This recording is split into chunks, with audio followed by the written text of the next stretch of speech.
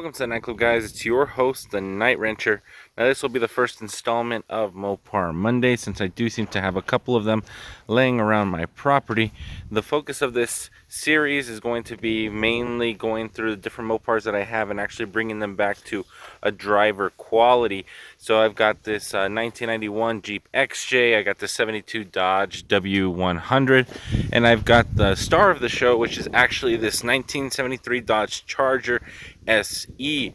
I've owned this car for almost 20 years, and within those 20 years I've done very little, if anything at all, to this vehicle.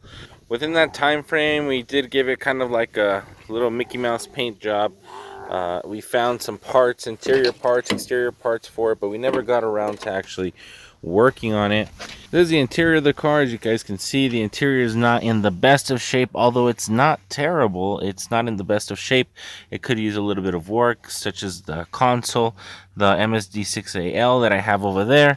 The dash is actually in pretty good shape because we did end up redoing that a long time ago, and that glass that's up in the front is also a new unit as well.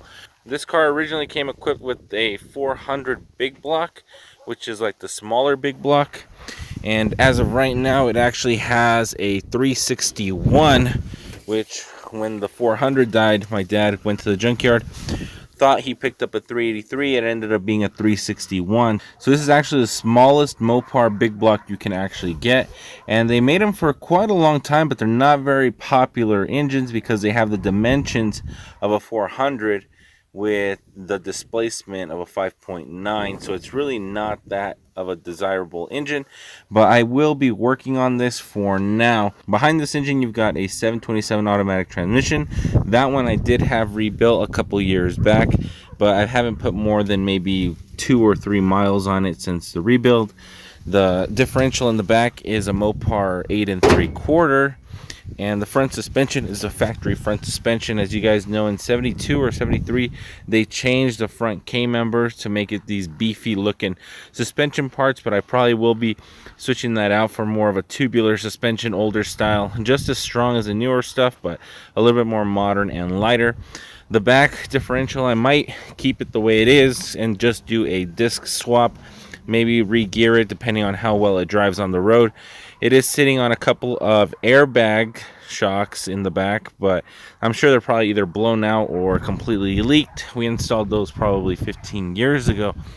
My dad actually installed this scoop. It's actually not functional. There's no holes inside the hood or anything, and when they did the primer paint job on it, they just kind of riveted it on and used a little bit of Bondo to hide the seams. But I might decide to get it functional, but I might not. It just all depends. I might actually replace the hood with the fiberglass unit in general, but I still don't know yet. Since this is the SE trim, it's got all these fancy pieces of chrome and steel everywhere. The SE emblem on the front, it had SE badges on the sides right here. It doesn't have roll down rear windows, which is fine, I don't really care. And it has these louvers that I do have, but I wanted to keep them away from the sun, so I put them inside the vehicle instead, keep them safe while we decide what we're going to do with it. I don't ever plan on selling this, but getting around to it is always part of the problem in terms of getting this back up to speed. We've got a staggered wheel fitment going on. We've got a 15x8 in the front and a 15x10 in the back. These front wheels are 245/60/15, and these back wheels are 275/60/15. Overall, the car is in fairly decent shape, and it just takes a little bit of elbow grease to get it back to the way we need it to, so we can actually get this thing going and back on the road. The question is always time and money, which I'm going to try to assimilate a little bit. So for the next couple weeks, I'm going to be putting a little bit of effort for this car. Hopefully you guys enjoy the videos that come out. I'll see you guys on the next one. Night Wrencher out.